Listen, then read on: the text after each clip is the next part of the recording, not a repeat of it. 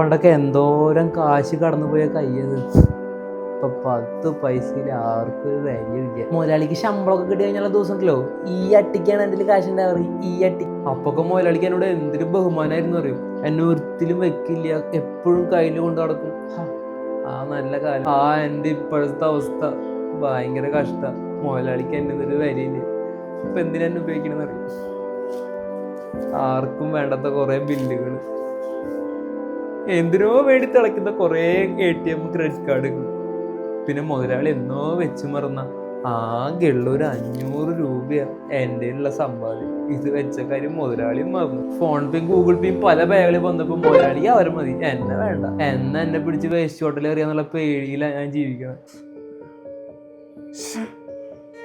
ചേട്ടാ പൈസ നാളെ തന്നാൽ മതിയോ? ഭാര്യക്ക് ഇതൊരു അത്യാവശ്യം ആയതുകൊണ്ടാണ്. മരുന്നൊന്ന് അത്യാവശ്യം, ബാഗ് ഒന്ന് പൊതി തരാമോ?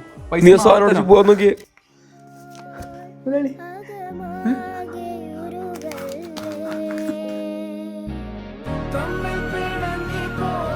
ഇവരൊന്നും വിശ്വസിക്കാൻ കൊള്ളില്ലടാ. ഞാൻ ഇല്ലേ മോനെ.